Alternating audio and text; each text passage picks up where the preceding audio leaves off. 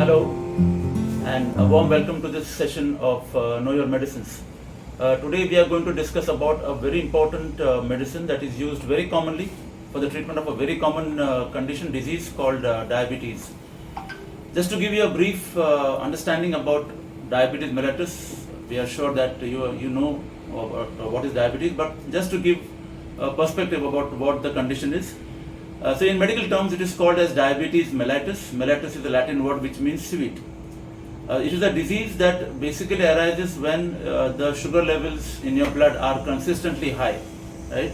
And as you know that sugar is a very important source of energy for our body. We derive energy from sugar and of course other substances like oxygen, etc.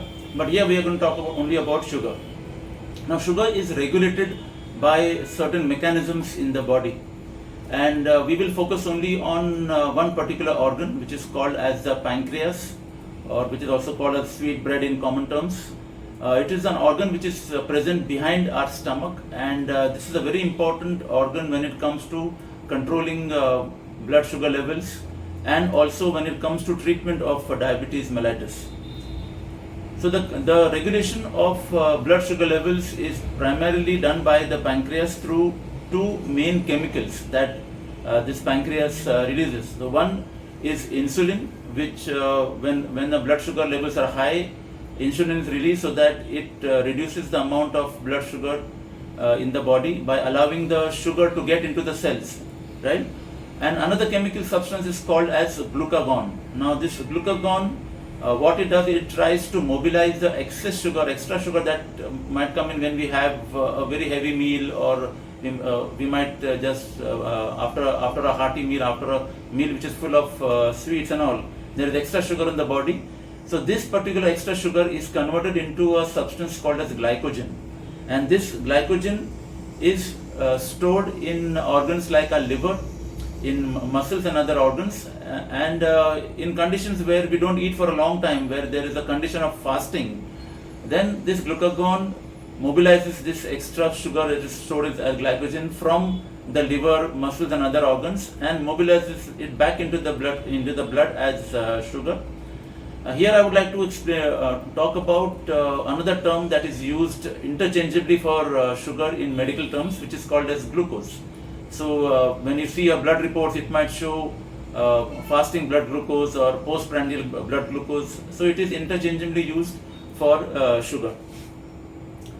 Now what we need to understand is that whenever a patient has diabetes, and whenever you have diabetes, it's very important that it is treated not only properly or adequately, but also quickly or early, because the earlier you start the treatment, the better is the control, and the complications that might arise because of consistently high sugar in the body can be prevented, because the complications can affect our major organs like brain, eyes, kidney, blood vessels, etc.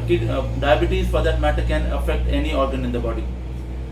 Now if you want to zero in on what causes diabetes, now this is always a tricky question, that what exactly causes diabetes. Now there are various mechanisms which are thought to lead to diabetes mellitus.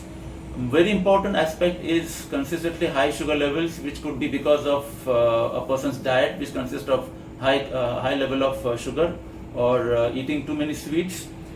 Another important aspect is also a sedentary lifestyle, that we are nowadays following. We're not moving much, we are not walking much, so the sugar that is there in the body is not being utilized. Another important cause could be heredity. It runs in families. Okay, so if you have a strong family history, and then of course added on to it is your diet and your sedentary lifestyle, that makes you more and more vulnerable. More the risk factors, more vulnerable you become to developing diabetes mellitus at certain age of your life.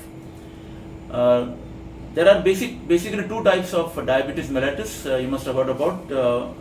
There is one called type 1 diabetes, which is not that common as compared to type 2 diabetes. In type 1 diabetes, what happens is that those cells, if you remember, we had spoken about an organ called pancreas, which secretes those two chemical substances. Now we'll focus on one substance called insulin. Now, what happens in type 1 diabetes patients is that those cells in the pancreas which make or which prepare, which manufacture insulin get destroyed. There is destruction of these cells, and therefore the person can only be treated by giving insulin from outside. So if you see somebody taking insulin as an injection, more or less the patient is suffering from type 1 diabetes. But there are also some patients of type 2 diabetes who, when not controlled adequately by oral tablets, and then they have to be put on insulin for a good control. The second type, more common one, is called type 2 diabetes, which is treated by oral medicine, oral tablets.